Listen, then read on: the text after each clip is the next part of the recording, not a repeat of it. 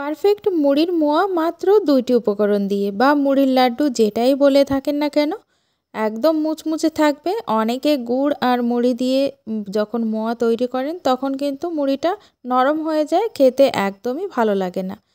তো এরকম মুচমুচে মুড়ির মোয়া কীভাবে তৈরি করবেন সেটা টিপসই আজকে আপনাদেরকে দেখিয়ে দেবো। তো নমস্কার বন্ধুরা, প্রিয় কিচেনে স্বাগত। আজকের রেসিপি মুড়ির মোয়া।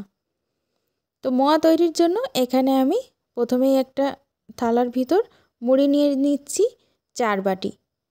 4 বাটি মুড়ি আর তার সাথে লাগবে 1 বাটি গুড়।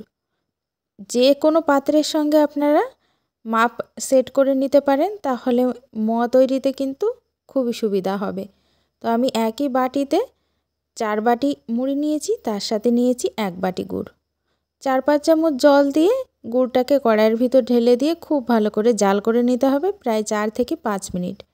মিডিয়াম ফ্লেমেই এই কাজটা করতে হবে। ধীরে ধীরে দেখতে পাবেন যে গুড়টা গলে গিয়েছে আর বেশ সুতোর মতো উড়ে যাচ্ছে। সেই সময় 1 চামচ ঘি দিয়ে দিলে ফ্লেভারটা ভালো হয়, আর না দিলেও কোনো ব্যাপার নেই, শুধুমাত্র গুড় আর মুড়ি দিয়েই কিন্তু মোয়াটা তৈরি করা যাবে।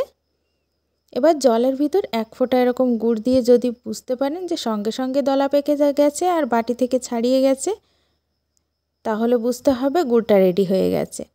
তখন এর ভিতরে গ্যাসের ফ্লেম বন্ধ করে দিয়ে মুড়িটাকে ঢেলে দিতে হবে। মুড়িটা অল্প অল্প করেই ঢালবো আর দেখে নেব যে সবটুকু গুড়ে লাগছে কিনা।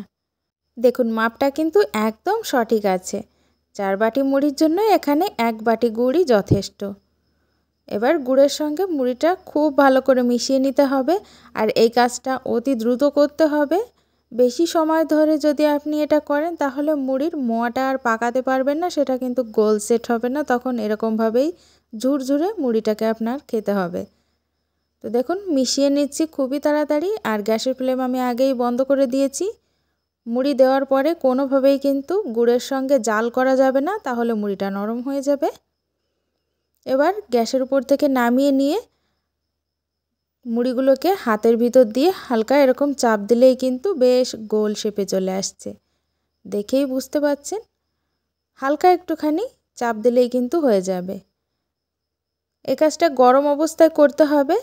যদি ঠান্ডা হয়ে যায় তাহলে কোনোভাবেই কিন্তু মুড়ির মোয়াটা গোল তৈরি করতে পারবেন না। মোয়া তৈরি করতে করতেই এখানে পুচকি চলে এসেছে, আর একটা কিন্তু মুড়ির মোয়া নিয়ে চলে গেছে খাবে বলে। তো এখানে আমি সবগুলো মুড়ির মোয়াই তৈরি করে ফেলেছি। দেখুন দেখতে যেমন সুন্দর হয়েছে, খেতেও কিন্তু সত্যি ভালো ছিল। তো আপনারাও বাড়িতে মাপটা সঠিক রেখে মুড়ির মোয়া তৈরি করে ফেলুন। আর ভালো লাগলে অবশ্যই বন্ধুদের সঙ্গে শেয়ার করবেন। আমার চ্যানেলে নতুন হলে সাবস্ক্রাইব করে রাখবেন এরকম ইজি রেসিপি পাওয়ার জন্য। আর আপনারা ভাবছেন এভাবে আমি মোয়াটাকে ফেলছি কেন, আপনাদেরকে দেখানোর জন্য যে দেখুন কতটা টাইটভাবে মুড়ির মোয়াটা তৈরি হয়েছে, কোনোরকম কিন্তু ভাঙছে না উপর থেকে ফেললেও। তো বন্ধুরা আজকের মতো এ পর্যন্ত, দেখা হবে অন্য রেসিপিতে। সবাই ভালো থাকবেন।